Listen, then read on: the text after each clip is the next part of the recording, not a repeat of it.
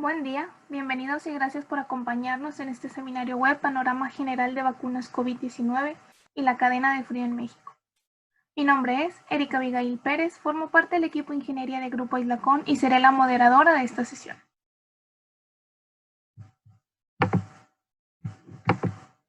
El objetivo de esta charla es compartir con todos ustedes información general de las vacunas COVID-19, qué es el SARS-CoV-2 y las diferencias en las vacunas, así como también compartir información general de la cadena de frío de las vacunas para COVID-19, los retos con la ultracongelación y algunos ejemplos de la cadena de frío implementados. Nuestros expositores del día de hoy son el Dr. Ernesto Alexis Barrera, médico cirujano y partero por la Universidad Autónoma de Nuevo León, especialista en medicina interna por el Tecnológico de Monterrey, especialista en cardiología por el Instituto Nacional de Cardiología Ignacio Chávez de la UNAM, especialista en cardiología intervencionista por el Hospital de Cardiología del IMSS número 34, es encargado del programa Código Infarto en Pacientes COVID-19 del Hospital de Cardiología del IMSS número 34. Nuestro segundo expositor del día de hoy es el ingeniero José Juan Chapa Cepeda, ingeniero mecánico administrador por la Universidad Autónoma de Nuevo León.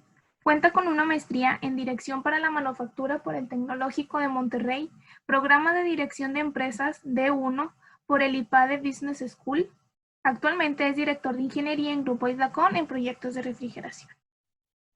Les recordamos que los micrófonos permanecerán en silencio durante toda la presentación y se podrán hacer preguntas en el apartado de preguntas y respuestas y trataremos de responderlas al final de la presentación. Ahora sí, estamos listos para comenzar. Muchas gracias a nuestros expositores por estar este día con nosotros. Adelante, doctor, le cedo la palabra. Pues un poco de las controversias que hay y la importancia de la red de frío. Vamos a hablar, empezar hablando de la anatomía de este virus ya muy conocido por todos, que es el SARS-CoV-2. Es un virus muy pequeño, mide de 0.1 a 0.5 micras. Para poderlo ver se necesitan microscopios electrónicos. Y bueno, aquí lo importante es que tiene una parte central que viene enrollada. Esta parte central es donde se encuentra el ARN del virus. ARN, si recordamos, son las siglas de ácido ribonucleico. Entonces, hace cuenta que son como instrucciones o como una receta para que cuando infecte una célula, el virus empiece a replicar. Y en la parte externa tenemos la membrana. La membrana tiene muchas proteínas, aquí vienen de distintos colores y distintos tamaños, y podemos ver, vamos a enfocarnos en esta proteína que es la más importante, que es la proteína Spike. ¿Ok? Esta proteína Spike vamos a hacer la referencia como si fuera una llave y las células de nuestro cuerpo tienen una cerradura por donde entra esta llave, como vamos a ver en este siguiente ejemplo. Aquí vemos al virus que está afuera de la célula en el lado izquierdo y en el lado derecho podemos ver una célula de nuestro cuerpo. Entonces, la proteína Spike, que es la que es más prominente, es la llave que entra en la cerradura de nuestras células. Aquí en este caso nuestra cerradura se llama la proteína AC2. Esta proteína AC2 tiene un nombre, es la enzima convertidora de angiotensina. Quizá si alguno de los presentes utiliza o utilizó alguna vez un medicamento como captopril o enalapril, estos medicamentos hacen su efecto de acción inhibiendo este receptor, esta enzima. Por eso es que al principio de la pandemia, en marzo, había duda de si las personas que estaban utilizando captopril o enalapril pudieran enfermarse más o enfermarse menos. Hoy en día sabemos pues, que la verdad es que no es tan importante.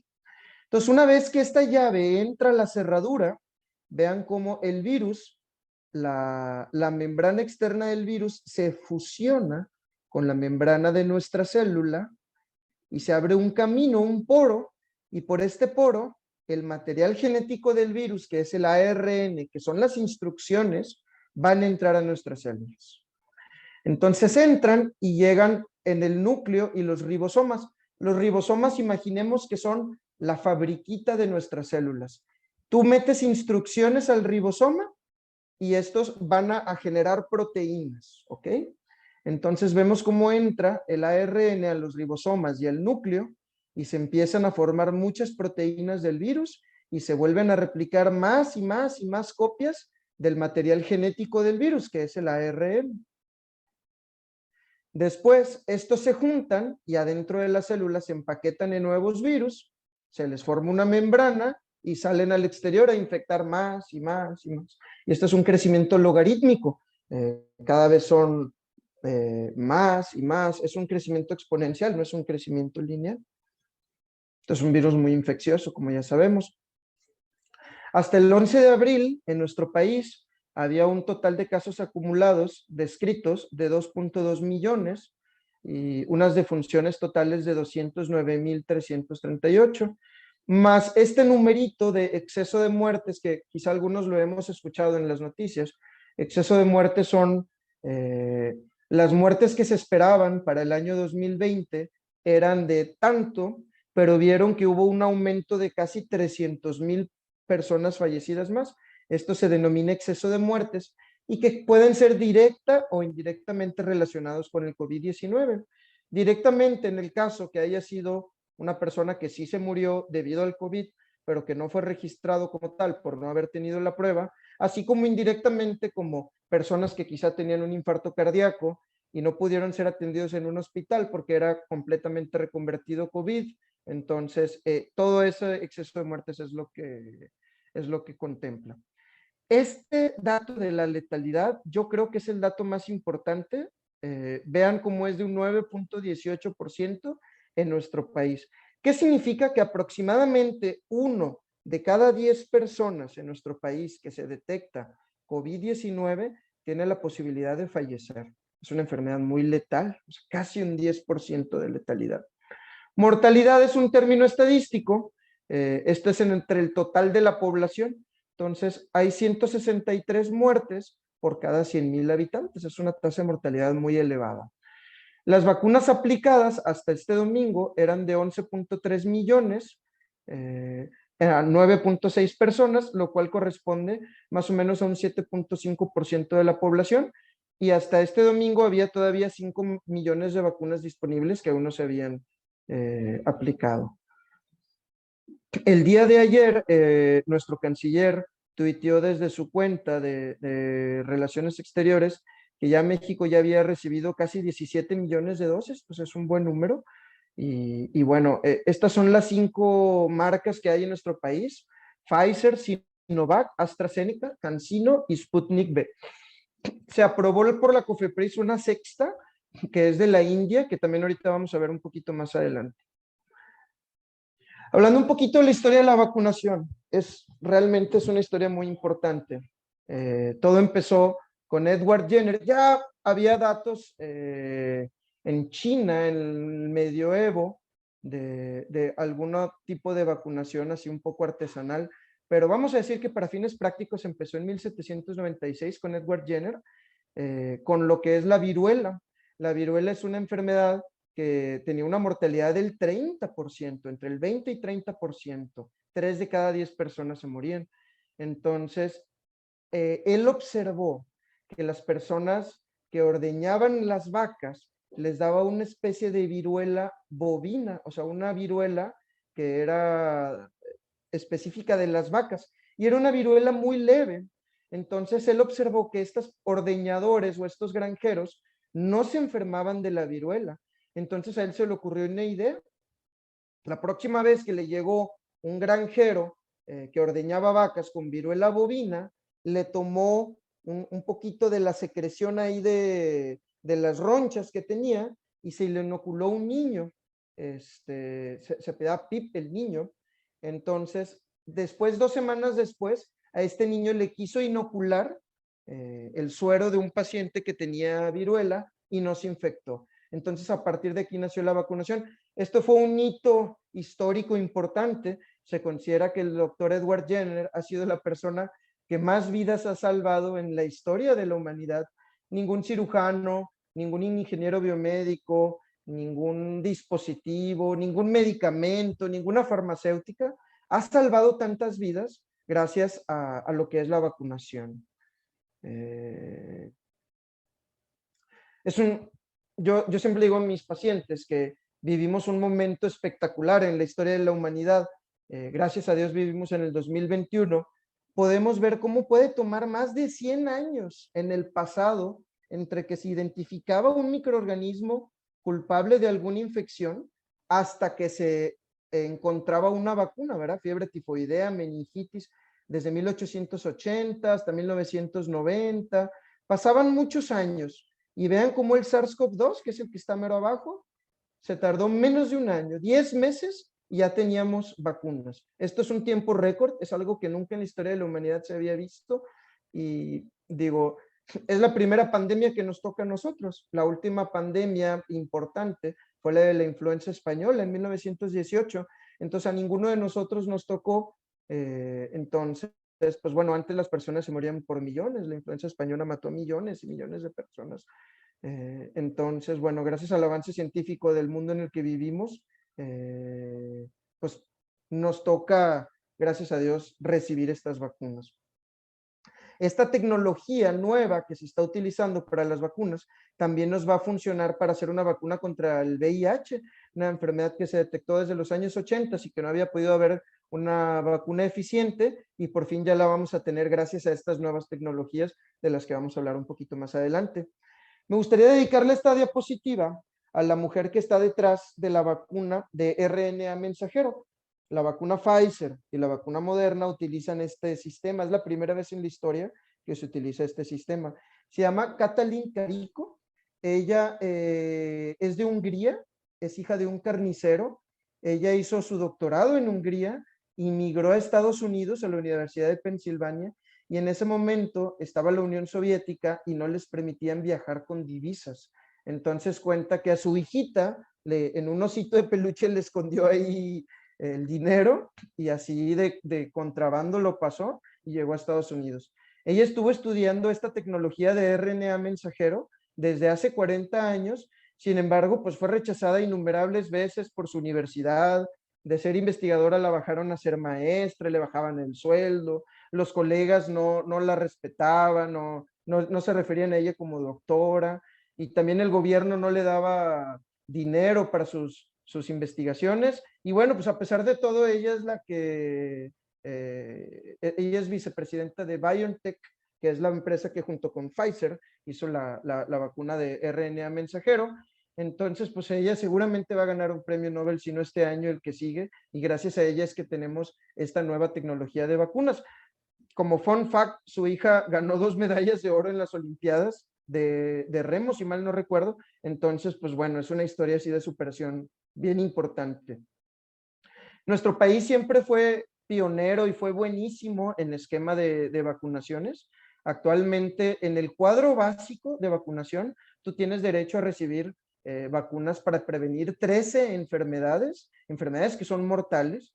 Y bueno, los que van con pediatras privados, pues también se pueden poner por fuera de forma privada la vacuna de la varicela, papiloma, hepatitis A y meningococo. Entonces pudiéramos nosotros aquí prevenir hasta 17 enfermedades mortales, ¿no? Sin embargo, bueno, existen vacunas hasta para 29 enfermedades. Entonces, pues les digo, estamos viviendo la mejor época de la humanidad en cuanto a tecnología, en cuanto a avances científicos y médicos, y deberíamos de estar agradecidos. Controversias de la AstraZeneca y la Sputnik V de Rusia. Conste que es una V, no es el número 5 romanos, es una V de vacunación. Esto es algo que al principio nadie sabíamos, pero ya dijeron que era una V de vacunación. Esta tal vez es la diapositiva más importante de mi plática. Aquí vienen las 6 vacunas, bueno, las 5 vacunas que tenemos más la sexta que vamos a tener. Y vean cómo tienen distinto mecanismo de acción, distinto grado de eficacia. Por ejemplo, la Pfizer utiliza la tecnología de RNA mensajero. Es muy eficaz para prevenir síntomas, 91.3, y es 100% eficaz para prevenir intubación y muerte. Vean que todas las vacunas son 100% eficaces para prevenir intubación y muerte. A lo mejor me dicen, oye, es que mi papá le pusieron la Sinovac, mi papá le pusieron la vacuna Sinovac y esta tiene una eficacia de 50% para prevenir síntomas o COVID leve, pero tiene un 100% para prevenir intubación y muerte. Para mí esto es suficiente o es lo que yo necesito, ¿verdad? Saber que mi papá al menos no se va a morir de COVID-19. Unas son más baratas que otras. Por ejemplo, bueno, y la dosis también son distintas. La CanSino, que es de China, solamente se aplica una sola dosis y las demás tienen que ser 2 dosis. El periodo de aplicación son diferentes entre vacunas. Pfizer puede ir desde 21 hasta 42 días. AstraZeneca desde 28 a 84 días. Y bueno, las demás vacunas, como podemos ver, casi siempre toman 14 días entre una y otra dosis. Ahora, esto es lo que la compañía que las diseñó hizo la investigación, ¿verdad? Por ejemplo, en Israel, en Chile o en otros países han demorado un poco más de los días que se utilizaron en el protocolo y se sigue viendo una muy buena efectividad. Entonces, seguramente aquí en México nos va a pasar igual, que para la segunda dosis no van a pasar los 14 días o los 28 días que dice el fabricante, pero aún así los debemos de utilizar. Muy bien. La vacuna tipo RNA mensajero es una tecnología espectacular. Como les digo, la doctora Carico las empezó a estudiar desde hacía 40 años. Y lo que pasa con el RNA mensajero es que es muy frágil. Cualquier cosa lo destruye. Son una hélice muy chiquita y es muy delicada. Entonces, este es nuestro virus, este es nuestro coronavirus. Aquí vemos que el material genético del virus viene por colorcitos, bueno, aquí, ¿verdad? Entonces, este es para la membrana, este es para otras proteínas, y aquí te ponen de color rojo el de la proteína Spike. Casi aquí lo importante es hacer frente a la proteína Spike. Entonces, lo que se hizo es que por ingeniería biomédica se sacó solamente este pedacito de instrucción para hacer la proteína Spike. No es el virus, es la pura instrucción, el puro ARN para hacer la proteína Spike. Y por medio de nanopartículas de lípidos, o sea, estamos hablando ya de nanotecnología, le pusieron una capita de lípidos. Una analogía es, por ejemplo, el chocolate, si te lo pones en la mano, se empieza a derretir poco a poco, ¿no? Y los M&M's, por ejemplo, le pusieron una capita de dulce alrededor y te ponen que el chocolate se derrite en tu boca, no en tu mano, ¿verdad? Entonces, esta capita de nanopartículas de lípidos nos hacen la analogía como si fueran los chocolates M&M's. Nos sirven para recubrir el ARN y que sea un poco menos frágil. Sin embargo, aún así sigue siendo frágil y esta es la razón por la cual se utiliza ultracongelación, que ese es un tema muy importante. Entonces, cuando entra en nuestra célula, lo único que entra no es el virus, como en el primer dibujo que les pasé, lo único que entra es el ARN, se van nuestros ribosomas, que es la fabriquita del cuerpo, y nuestra fabriquita empieza a crear estas proteínas, que son las proteínas spikes. Entonces, nuestras células empiezan a expresar afuera en su membrana estos pedacitos de spike y estas proteínas spikes y llegan nuestras células de defensa, que aquí es la célula presentadora de antígenos, empiezan a agarrar todos estos spikes y se la presentan a nuestras células de defensa. Nuestras células de defensa son como nuestros soldados, ¿no? Les dicen, mira, si llegas a ver alguna vez algo parecido a esta proteína spike, atácala porque es mala, ¿no? Y entonces así, sin infectarnos, sin enfermarnos, solamente con la pura proteinita esta, nuestras células de inmunidad ya saben qué es lo que deben de hacer y ya saben a quién deben de atacar. Y luego las vacunas tipo vector, como la AstraZeneca, estas están bien interesantes también. Aquí ellos, bueno, este es nuestro adenovirus, ya, nuestro coronavirus, ya lo conocemos. Lo que ellos utilizan es un adenovirus de chimpancé inactivado, ¿ok?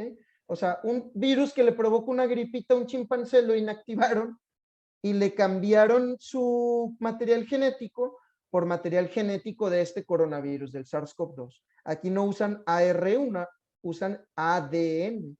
El ADN es una doble hélice y es mucho más fuerte que el ARN.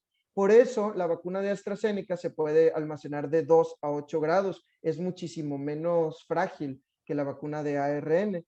Entonces, pues te ponen este virus inactivado con un material genético del coronavirus. O sea, vean qué tecnología tan espectacular, la verdad sea dicha. Entonces llega el virus a nuestras células, el ADN en nuestro núcleo se convierte en ARN mensajero. Este es el que ya tiene ya directamente la vacuna de Pfizer o la de Moderna. Y a nuestro ARN mensajero, en nuestros ribosomas, en nuestra fabriquita, empiezan a crear las proteínas de la proteína Spike y es lo mismo. Se ponen en el borde de la célula, se la ingiere la célula presentadora de antígenos y esta va con nuestras células de inmunidad y le dicen, si te toca ver alguna vez alguna de esta proteína, atácala porque es mala, ¿verdad?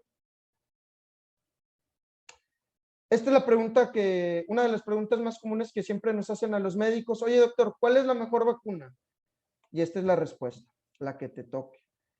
Yo creo que este es un buen momento para recordar a todos nuestros seres queridos, a todos nuestros amigos y compañeros que fallecieron, ellos que hubieran dado por haber alcanzado una vacuna,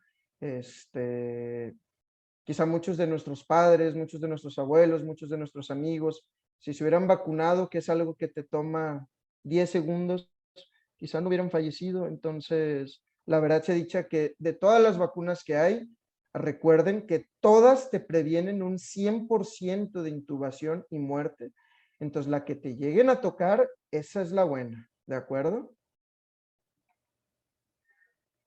Aquí hay un poquito, Israel y Chile son los países que más vacunas han colocado. Israel ya, más de la mitad de su población ya tiene 2 dosis y casi el 60% ya tiene al menos una dosis. Ellos utilizaron la vacuna Pfizer.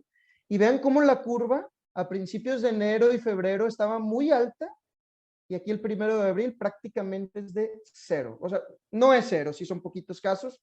La vida en Israel es prácticamente como prepandemia. Ellos van al cine, ellos van a los discos, ellos van a los restaurantes, van a la escuela. Y es un país, como es un país muy pequeño además y las fronteras son muy cerradas, son muy estrictos. Chile, por ejemplo, en Chile ponen la Pfizer y la Sinovac. Una cuarta parte del país ya tiene 2 dosis y al menos un 40% ya tienen al menos una dosis. Aquí vean cómo empezó a subir. Esto es algo similar a lo que yo creo que nos puede pasar en México, que la gente se confió, el país abrió las fronteras, no hace seguimiento de contactos y a pesar de que es el país americano con más población vacunada, los casos siguen a la alza, ¿verdad? Entonces van a hacer un cierre, van a hacer un lockdown y yo creo que en cuanto más personas ya se puedan vacunar, va a disminuir los casos nuevos. Recordemos que para haber una inmunidad de rebaño, esto es para que ya sea bien, casi imposible que te contagies, al menos el 80% de la población debe de estar vacunado. ¿La vacuna tiene efectos colaterales, doctor? Pues sí, sí tiene efectos colaterales. Todos los medicamentos tienen efectos colaterales. Si tú me llegas a mí diciéndome, mira, doctor, esta pastilla que traigo no tiene ningún efecto colateral, yo la agarro y la tiro en el bote de la basura porque no sirve para nada. Entonces, los más comunes es dolor. Si alguno de sus papás ya se vacunaron o alguno de ustedes ya se vacunó, yo ya me vacuné, a mí me dolió poquito, vamos a decir algo muy soportable. Me dolió el primer y segundo día, y así es la mayoría de las personas. Enrojecimiento en el sitio de aplicación y un poquito de inflamación.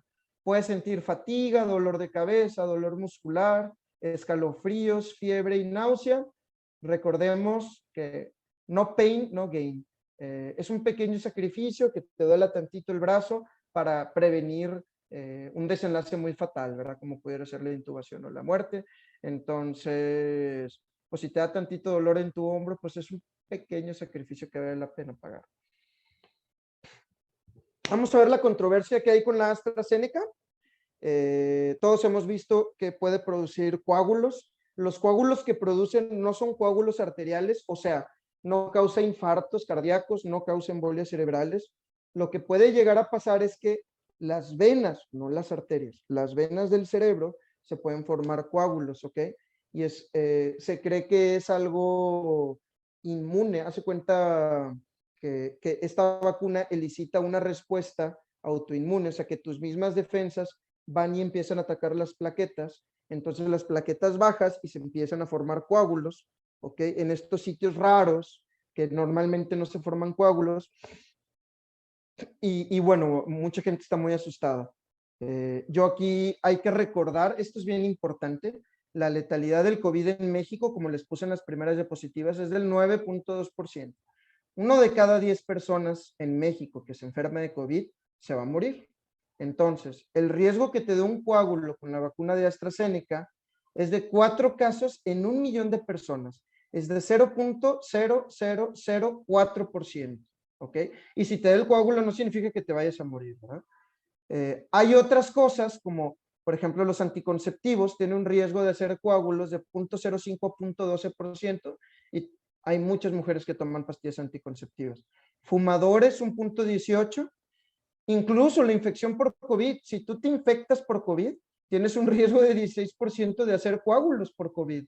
Entonces es peor que te dé COVID, es más fácil que te dé un coágulo por COVID que por la vacuna de AstraZeneca. Y hasta viajar en avión, 1 de cada 1000 personas que viajan en avión les da coágulos. Entonces, pues 4 casos en 1 millón no es suficiente para que se cancele o para que no le pongas la vacuna a tu familiar. Todos los órganos reguladores, la Organización Mundial de la Salud, la Agencia de Medicamentos de Europa, la FDA, la COFEPRIS, todos sugieren continuar con la vacunación.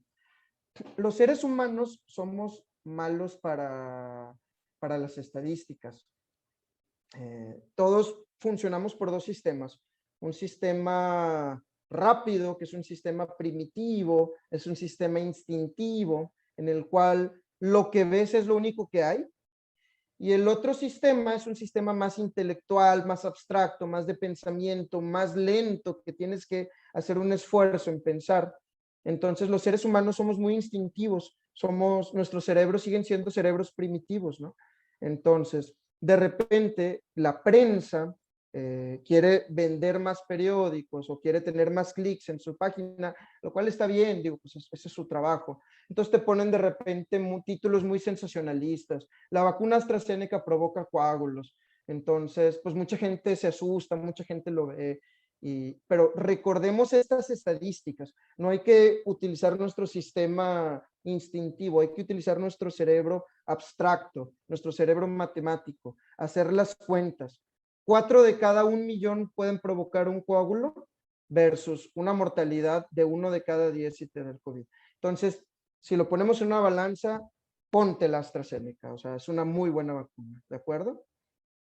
Otra controversia son las variantes, si las vacunas nos van a proteger contra todas las variantes.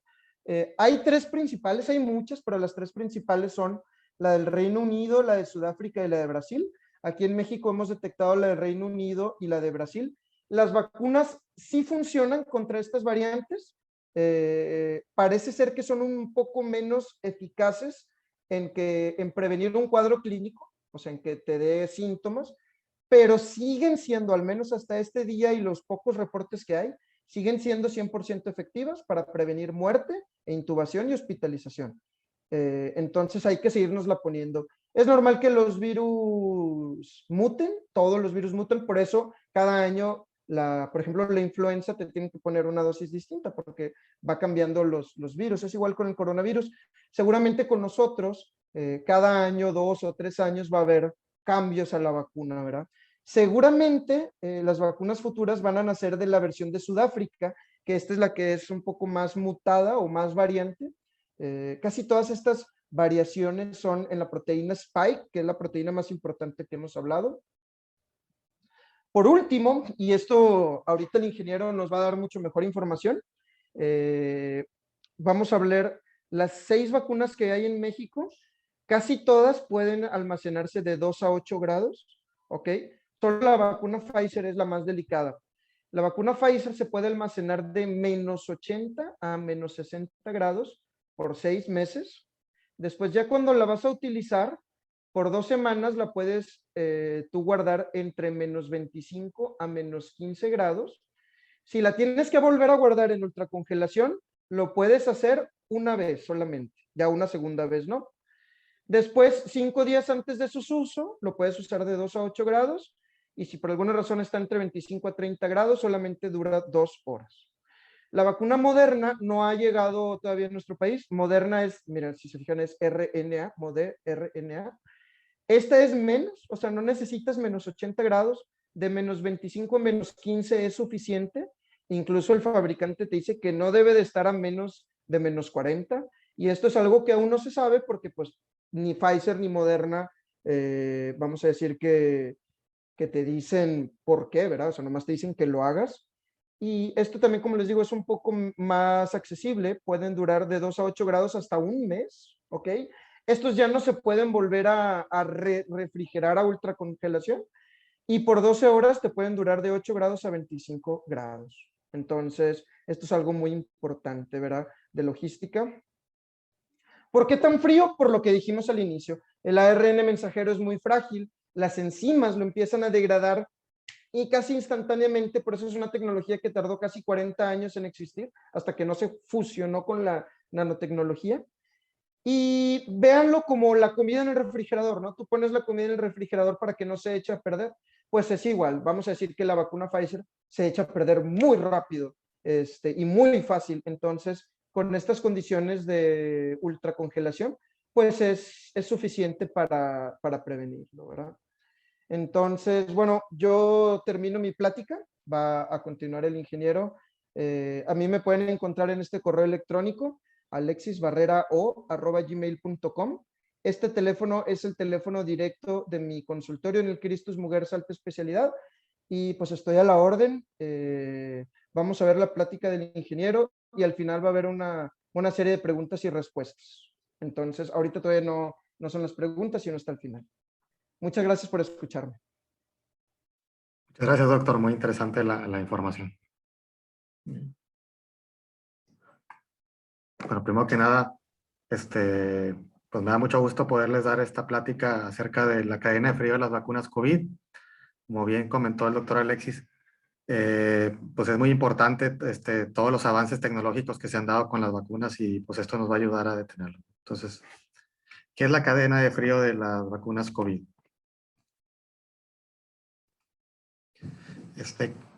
Bueno, primero que nada, aquí les muestro la cadena de frío, que es el diagrama de flujo de la cadena de frío. La cadena de frío comienza con el almacenamiento en frío en planta de fabricación, se extiende hasta el transporte y entrega de la vacuna, y el correcto almacenamiento en el centro proveedor, obviamente, ya termina en la administración de la vacuna al paciente. Normalmente los primeros puntos está a cargo tanto de la responsabilidad es tanto del fabricante y del distribuidor, y ya después cuando ya empieza el almacenamiento y el manejo para ya la aplicación en los pacientes, pues esto está a cargo ya del proveedor que esté manejando las cámaras o los cuartos fríos o los congeladores. Aquí vemos un ejemplo de cadena de frío. Obviamente empieza todo desde la manufactura de la vacuna y el envasado. Aquí, en este ejemplo se ven algunos ultracongelados donde almacenan temporalmente las vacunas. Después sigue lo que es el transporte. En todo esto aquí se ve como un Wi-Fi, una de señal, porque es bien importante llevar todo un registro de la temperatura a lo largo de toda la cadena, desde la manufactura y almacenaje hasta el transporte, el siguiente almacenaje ya más cerca de los puntos donde se va a aplicar la vacuna, hasta en los centros donde se vaya a aplicar, tanto en hospitales como en centros de vacunación, ¿verdad? Este es el esquema ejemplo típico de una cadena. ¿Por qué es tan importante la cadena de frío? Si la cadena de frío no se mantiene adecuadamente, pues la potencia de las vacunas puede perderse, con lo que el suministro de las vacunas sería inútil. Siempre debe estar en un rango de temperatura y debemos evitar que se rompan esos rangos, ¿no? Debe mantenerse íntegra para que no pierda efectividad la vacuna. ¿Cuáles son los problemas potenciales de falla? Una es la degradación de la fórmula, pérdida de potencia, desperdicio de producto y dinero, respuestas inmunológicas deficientes y una necesidad de volver a inmunizar a los pacientes. Y algo pues, que no viene aquí, pero pues pones en riesgo en algunos casos hasta la salud y vida de los mismos pacientes. Bueno, aquí vemos los requisitos de temperaturas para las vacunas. En primer, aquí puse algunos ejemplos, no todas están aquí en México. O sea, por ejemplo, la vacuna Moderna aún no ha sido autorizado en el país, pero también lo puse como ejemplo para presentar. Vemos lo que es la vacuna, los rangos de temperatura que ya había comentado el doctor y las opciones de refrigeración. Por ejemplo, en la vacuna Pfizer, que esta trae que es la más especial, realmente, si observamos los rangos de temperatura de las vacunas, salvo Pfizer, BioNTech, todas están en rangos normales, habituales. Pues, normalmente la gente que maneja las cámaras o el manejo de vacunas está acostumbrada a ese tipo de temperaturas. La única que trae algo especial es la de BioNTech por la exigencia de que esté entre menos 60 y menos 80 grados, por lo cual opciones de refrigeración se requiere ultracongeladores o sedes de ultracongelación o granjas, como le llaman ahora. Cámaras de refrigeración y congelación en una etapa, refrigerador congelador ya de menor tamaño, cajas con hielo seco, que este ha sido el más usado, y transporte refrigerado congelado. La vacuna de Moderna, esa tiene que estar recongelado de menos 25 a menos 15, y esto se puede en cualquier serie refrigerado congelado de los que ya se manejan actualmente, una cámara de refrigeración o congelación, refrigerado congelador, cajas con gel congelado y transporte. Aquí no se puede usar el hielo seco porque el hielo seco va a temperaturas más bajas y podríamos tener un problema tengo entendido, como comentó el doctor, no puede estar más abajo de menos 40, entonces, y el hielo seco llega a menos 70 y tantos, entonces sí, hay que tener cuidado.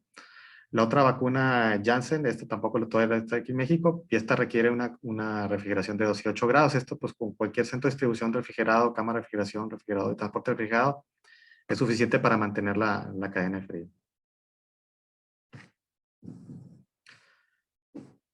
Aquí está la vacuna Sputnik. La vacuna Sputnik estuve yo investigando y en la última información ya manejan que se debe manejar de 2 a 8 grados, pero todavía tengo mis dudas porque en alguna información que encontré todavía mencionaban que debía seguirse manteniendo de menos 18 a menos 15. Aquí sí tendríamos que seguir muy bien la instrucción de cómo lo especifique los usos de la vacuna Sputnik. Pero inclusive las AstraZeneca, CanSino, pues todas pueden refrigerarse en las mismas cámaras que había comentado previamente. Aquí vemos otros ejemplos, bueno, ya no tiene caso seguir leyendo lo mismo, pero todas estas las podemos englobar y manejar las mismas opciones de refrigeración. Aquí en esta tabla muestro ahí para que se vea un poco, pues cómo la de Pfizer-BioNTech se diferencia de las otras, ¿no? Prácticamente, aunque sí se puede, en las últimas etapas o en menor tiempo, se puede refrigerar y mantener de 2 a 8 grados la Pfizer. Si la queremos mantener a largo plazo, 6 meses, se tiene que tener en un rango de menos 180. Por ahí estaban hablando que estaban ellos proponiendo que también se podía refrigerar de menos 25 días, pero por menos días. Moderna está manejando esta temperatura también. Sputnik V está manejando menos 18, menos 15, aunque ellos están moviendo a que están desarrollándolo para que se pueda almacenar de 2 a 8 grados. Y todas las demás ya están manejándose en temperaturas de almacenaje más habituales. Bueno, ya lo había presentado el doctor, son las que están ahorita autorizadas en México, ¿verdad? Son las 5 y hay una nueva que se autorizó la semana pasada, que es la Covaxin, ¿no? Bueno, para el diseño de la cadena de frío por tipo de vacuna, bueno, obviamente pues hay que considerar primero la temperatura que se requiera para almacenar esas vacunas. Por ejemplo, la vacuna de la opción A, que es la de Pfizer, requiere ultracongelación. Y las vacunas de Sputnik V, AstraZeneca, CanSino y Sinovac, esas, aunque esta sí requiere congelación, realmente la mayoría de los almacenes o equipos que existen en la actualidad de la mayoría de las empresas de logísticas de refrigeración ya tienen esos equipos normalmente, ¿no? O sea, no hay ningún problema. Bueno, le voy a mencionar aquí la cadena de frío de la vacuna Pfizer-BioNTech. BioNTech tiene una colaboración con Pfizer para la fabricación, distribución y venta de la vacuna contra el COVID-19. Pfizer tiene los derechos de distribución en todo el mundo excepto 3 países. BioNTech se quedó con la distribución de la vacuna en Alemania, Turquía y China. En nuestro caso, pues Pfizer está ligado a México, es el que nos está surtiendo. ¿Cuál es el esquema de distribución de la vacuna del COVID-19 de Pfizer? Tiene 2 centros de fabricación, uno está en San Luis, Missouri y otro en Andover, Massachusetts. Y tiene ya para lo que es la formulación del relleno y el acabado del envasado, lo tiene en Kalamazoo, Michigan y en Puurs, Bélgica, ¿verdad? Como comentábamos, la que es de Kalamazoo, Michigan, es la que está distribuyendo a Estados Unidos, y todo el resto del mundo los están distribuyendo de este centro de distribución de Bélgica. Una vez que está fabricada o envasada la vacuna, sigue lo que es el embalaje en cajas frías para asegurar que la vacuna llegue a los hospitales y clínicas congelada y eficientemente. Para esto ellos diseñaron un contenedor de hielo seco especial para asegurar la vida de la vacuna o la temperatura por 10 días. Y si se hace un relleno, pueden hasta agregar unos 5 días adicionales. Se está utilizando un sistema de distribución por avión, principalmente. Y bueno, los contenedores tienen sensores térmicos con GPS que están todo el tiempo enviando la señal y llevando el control de registro de la temperatura en la vacuna. Después, ya una vez que llega a los lugares ya cercanos a donde se va a aplicar, ya se hace el reparto vía terrestre, ¿verdad? Son trasladadas de los aeropuertos a los centros de distribución de Pfizer. Una vez ya en los centros logísticos, las dos son distribuidas a los distintos centros sanitarios. Posterior a esto, ya dentro de los centros sanitarios, ya sea que lo quieran almacenar en un ultracongelador o en las mismas cajas rellenando los hielos secos, ¿verdad? Que como dice aquí, una opción es temporalmente usar los contenedores. Ahorita, como lo que se quiere es aplicar inmediatamente, es lo que más usualmente se está usando. Las dosis también todavía pueden mantenerse entre 2 y 8 grados por un periodo de 5 días. Pfizer está también dentro del gobierno de Estados Unidos, creó una operación que le llaman Warp Speed, que es para hacer más eficiente o rápida el proceso de la aplicación de las vacunas. Pfizer fue de los fabricantes que tiene un esquema adicional al de la operación Warp Speed, tiene su propio sistema de distribución. O sea, no está ligado solamente al sistema Warp Speed, sino que él tiene su propio sistema. Pero sí están ligados también al Warp Speed. Perdón. ¿Cuáles son las opciones de ultracongelación? Existen dos opciones. Una es la ultracongelación activa y otra es el enfriamiento pasivo. El enfriamiento pasivo se realiza a través de peles de hielo seco, que el hielo seco es simplemente CO2 comprimido que se sublima a menos 78.5 grados, que la sublimación es el cambio de fase de sólido a gaseoso. La producción de hielo seco se puede producir a temperatura ambiente y una de las características del hielo seco es que se desvanece. Entonces, como se desvanece simplemente, no es como el hielo normal del agua que se hace líquido, sino que se hace vapor, se desvanece, y simplemente lo rellenas para volverlo a tenerlo con temperatura fría. Y es una buena opción para mantener las cosas frías o ultrafrías en lugares donde no hay congeladores disponibles. La otra opción es a través de equipos de refrigeración, ya sea por sistemas de compresión de 1 o 2 motores en cascada, o la ultracongelación por medio de motores Stirling. Estos mantienen la temperatura de menos 60 a menos 80 grados centígrados. Se está aplicando en granjas de ultracongelación o almacenes locales.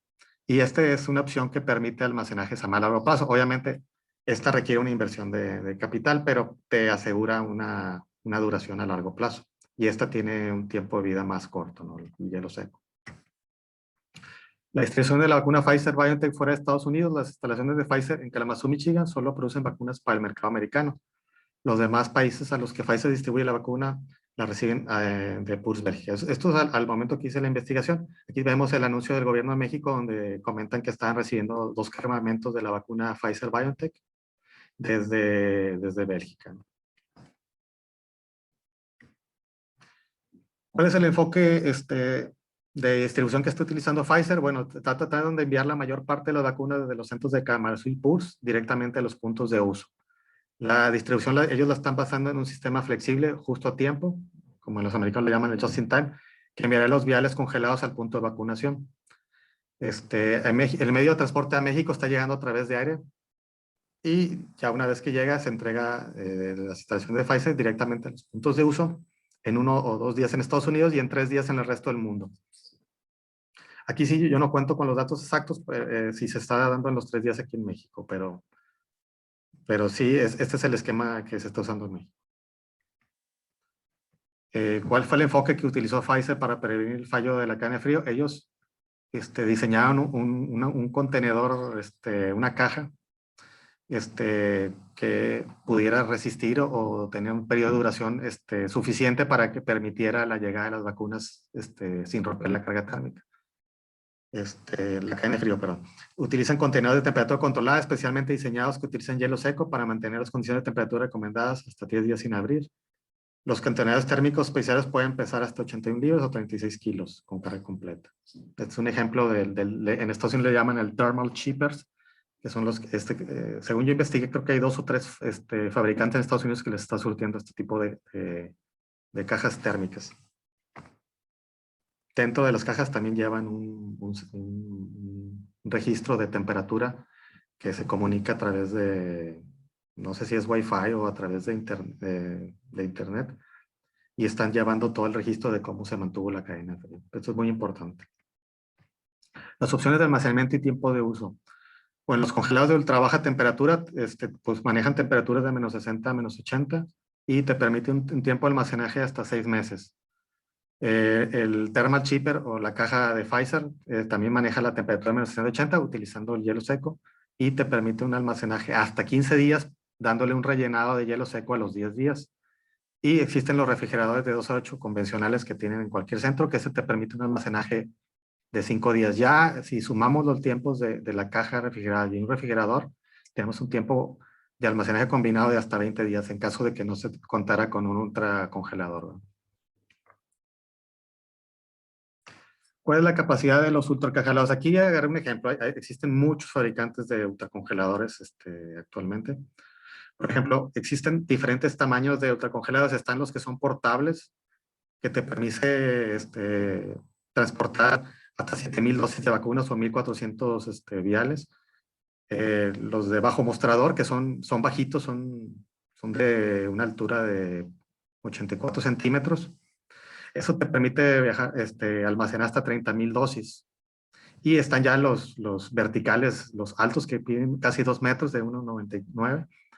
Estos permiten almacenar 300,000 dosis de vacuna, ¿no? O sea, 60,000 viales. Que son los que se están utilizando estos en las granjas. Capacidad de almacenaje de los ultracongelados. Si vemos que, por ejemplo, cada ultracongelador vertical te maneja 300,000, en 10 ultracongelados pues tendrías 3 millones, ¿no? de vacunas. Es un ejemplo de una distribución. Y voy a tratar de mostrarles un video, espero que se pueda ver.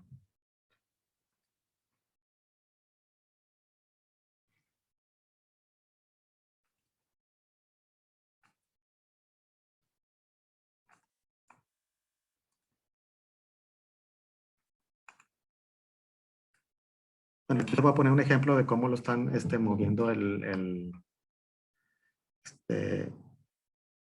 voy a ir pausando porque está en inglés.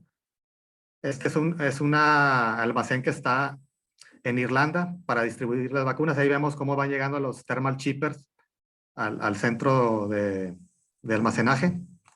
Como comentan, todas las vacunas son recibidas en Irlanda y son llevadas a un almacenaje en la ciudad de Dublín. Cada caja está sellada y contiene un GPS y un termómetro para dar un registro de temperatura. Cada caja lleva 5 le llaman cajas de pizza, le llaman, ¿verdad? O sea, es el nombre que se le utiliza aquí. Y haz de cuenta, se pone una sobre otra hasta tener 5 pisos para tener 195 cada uno, ¿no? Aquí lo vamos a ver cómo ellos, al sacarlo de la caja, lo almacenan en el ultracongelador. Cada vial, o sea, cada ampolletita, o como se ve el fresquito, sirve para 6 aplicaciones, ¿no? 6 vacunas. El staff, como aquí comenta en el video, tiene menos de 3 minutos para remover las cajas que vienen dentro y meterlas en el ultracongelador. Eso es bien importante, ¿verdad? Para no romper la cadena de frío.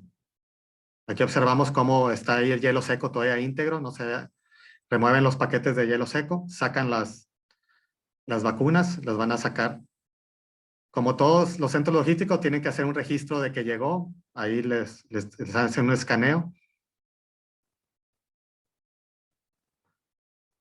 abren el ultracongelador,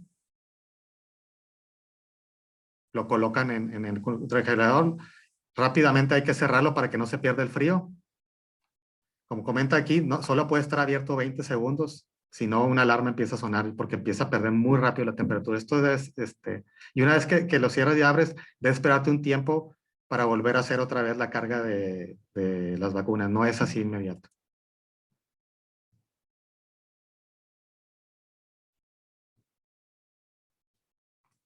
En este caso, en el video que estamos viendo, este almacenaje tiene 10 ultracongeladores a menos 70 grados para la vacuna de Pfizer-BioNTech.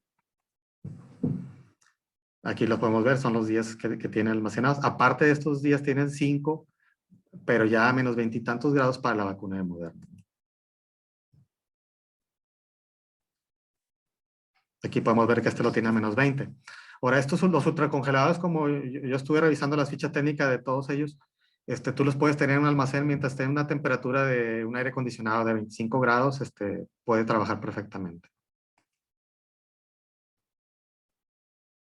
Este ya es el almacenaje para la preparación para el envío ya de las vacunas del congelador. Ya este es un cuarto frío, ya está a temperatura de 2,8 grados. Aquí ya se hace la preparación de las vacunas para poderlas enviar ahora sí a los centros de vacunación. Y ellos lo dividen en paquetes de cajas más pequeñas para enviarlos a los diferentes centros.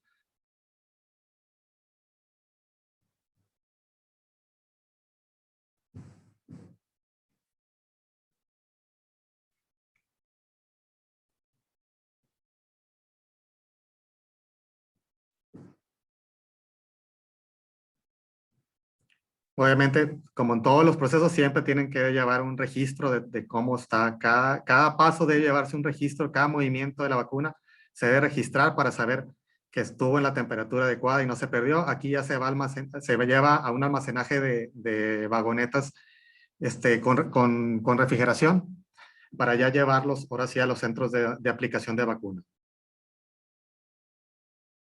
Como dicen aquí, en 2 semanas las vagonetas o los camiones han enviado vacunas para más de 600 localidades a través del país. En este caso del video es en Irlanda. Bueno, aquí en la imagen lo que se muestra son los ultracongeladores. Este es en Kalamazoo, Michigan, es donde Pfizer está almacenando todo lo que está fabricando, lo está poniendo en sus... según yo leí, es del tamaño casi de un estadio de fútbol. Es grandísimo y tienen muchos ultracongeladores. Aunque vemos que en un espacio bastante pequeño puedes mantener bastantes vacunas, millones de vacunas. Y ellos están tratando de utilizar el sistema just-in-time, no lo tratan de tener mucho tiempo en el almacén, pero bueno, pues hay que mantenerlo en lo que está la fabricación y se organiza los envíos, ¿no? La vacuna de Pfizer y BioNTech debe mantenerse a temperaturas ultrafrías en su viaje desde la línea de producción hasta el brazo del paciente. Pfizer desarrolló una caja del tamaño de una maleta que utiliza hielo seco para mantener entre 1,000 y 5,000 dosis durante 15 días a menos de 70 grados centígrados. Aquí se ve la famosa caja Pizza Box que le llaman. Aquí están los peles de hielo donde los fábricas de peles después los llevan para rellenado de las cajas, ¿no? También les voy a platicar un caso de ejemplo de distribución de vacuna en Estados Unidos en Walgreens. Walgreens fue seleccionado por los Centros para el Control y la Prevención de Enfermedades y el Departamento de Salud y Servicios Humanos de Estados Unidos para proporcionar vacunas COVID en todo Estados Unidos como parte del Programa Federal de Farmacias Minoristas. Aquí se ve en la imagen una portátil y una debajo de mostrador, un pequeño ultracongelador. Los dos son ultracongeladores. Bueno, ¿cuáles fueron los restos de la administración de la vacuna COVID en Walgreens? En el caso que ellos presentaron, ellos comentan que, bueno, contaban con más de 9,000 tiendas, farmacias distribuidas en todo Estados Unidos. Y ellos se plantearon las siguientes preguntas. ¿Cómo podemos garantizar que las vacunas van a llegar a las comunidades más remotas? ¿Cómo puede Walgreens almacenar estas vacunas ultracongeladas dentro de sus farmacias para administrar 2 dosis a los pacientes? ¿Cómo prepararían los farmacéuticos y administrar estas dosis críticas y seguir surtiendo prescripciones?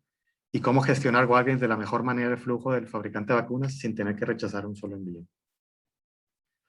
Ellos formaron un equipo de trabajo en su empresa y y siguieron los siguientes pasos. Uno, primero revisaron cuáles son los requisitos de almacenamiento en ultrafrío. Bueno, se requiere almacenaje a largo plazo. De almacenamiento ocupamos temperaturas de menos 60 a menos 80. Para su administración, el contenido vegetal debe ser descongelado y reconstituido con una solución salina especial. Y una vez reconstituida, esta vacuna tiene 6 horas hasta su caducidad. ¿Cómo vamos a hacer la gestión de suministro de las vacunas? Pfizer distribuye vacunas en las famosas cajas de pizza que contienen 100 metros viales para formar un paquete y enviarlo con hielo seco. Cada paquete incluye dispositivos de control de temperatura para verificar la temperatura. Entonces, revisaron, bueno, ya nos llega con la caja, con el hielo seco y todo, bueno, ¿y cómo lo vamos a conservar? ¿Vamos a tener que estar rellenándolo con hielo seco indefinidamente? Pues no, ellos optaron por una solución de comprar ultracongeladores para tener flexibilidad para el almacenamiento a largo plazo en caso de que los pacientes no acudan a las citas y les permita transportar las vacunas dentro del congelador portátil si fuera necesario gestionar la demanda del almacén. Entonces ellos optaron por comprar con ultracongeladores. Entonces Walgreens desarrolló un modelo de almacenamiento central y radial. Por ejemplo, aquí como en la imagen, llegaba a un punto y de ese punto lo distribuían los diferentes almacenajes a través de los portátiles. Compraron ellos 300 congeladores portátiles y 105 congeladores bajo mostrador. En eso están manteniendo a largo plazo y en los portátiles los van distribuyendo a las diferentes tiendas. Y una vez que llegan a las tiendas, utilizan refrigeradores para ya mantenerlos de 5. Comentábamos que tenemos 5 días. Con eso ellos van viendo la demanda. Ellos tienen un sistema donde tú te tienes que inscribir para solicitar que te hagan la vacuna. Entonces, ellos ya saben con anticipación cuántas vacunas van a requerir en cada punto. Con eso ellos van resurtiendo las diferentes farmacias conforme la demanda se los va pidiendo. Aquí se ve una ilustración del interior de las unidades de ultracongelación de bajo mostrador para almacenar las vacunas hasta 6 meses. Obviamente no se están quedando 6 meses, ¿verdad? Pero tienen esa capacidad. Bueno, hasta el 24 de febrero, donde yo revisé el estudio que hizo Walgreens, habían administrado más de 4.5 millones de vacunas. Al día de ayer revisé y llevaban ya 12 millones de vacunas aplicadas. No especifican cuántas son de Pfizer, Moderna, Janssen, etc.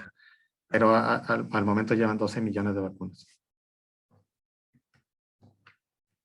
Ahora les voy a hablar de la cadena de frío del resto de las vacunas que están ya dentro del orden de refrigeración o congelación convencional, o sea, que son las Sputnik V, AstraZeneca, CanSino Biologics y Sinovac Biotech. En la página de Sputnik ellos mencionan que se conserva la vacuna de 2 a 8 grados. Yo estoy investigando y no tuve la certeza porque en otras informaciones todavía manejaban que se tenía que usar congelación.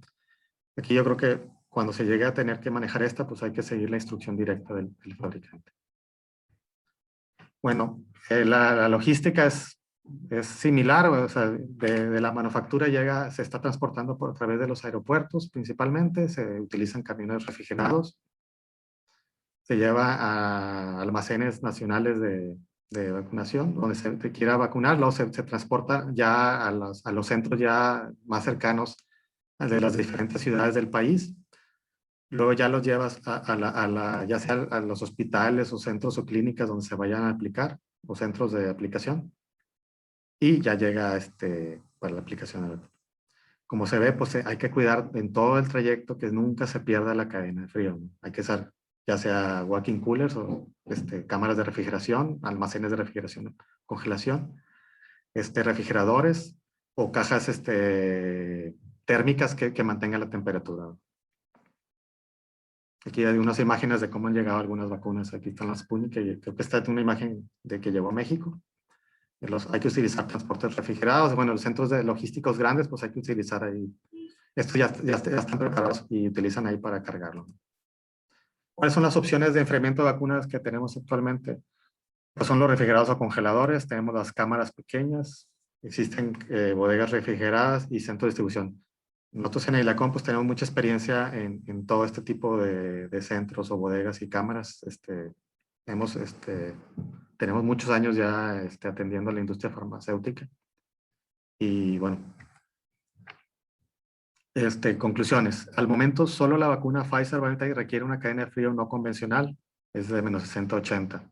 El resto de las vacunas para COVID-19 se puede transportar y almacenar por medio de la logística de frío convencional y existente. Actualmente el manejo de las vacunas para el COVID-19 la maneja el gobierno, pero existe la posibilidad en el futuro de que la manejen empresas privadas. Esto probablemente sea en los próximos años. Y también existe la posibilidad de que se requieran subsecuentemente nuevas dosis de vacuna. Entonces, aquí hay un área de oportunidad. Aunque en México la gente prefiere la vacuna Pfizer-BioNTech, es mejor usar la que está disponible, como comentaba el doctor. Aquí está una consulta Mitofsky donde pues, el 31% prefería esto, el 19% Sputnik 5, la AstraZeneca 18%.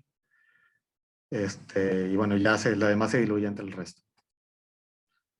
Bueno, aquí unas imágenes de lo que ofrecemos en Eilacon. En nuestra experiencia, bueno, ofrecemos asesoría, diseño y construcción, ráfagas de congelación para geles, fármacos, cámaras de temperatura controlada, conservación para congelación de fármacos, monitoreo remoto, control y alarmas especializadas, ¿no?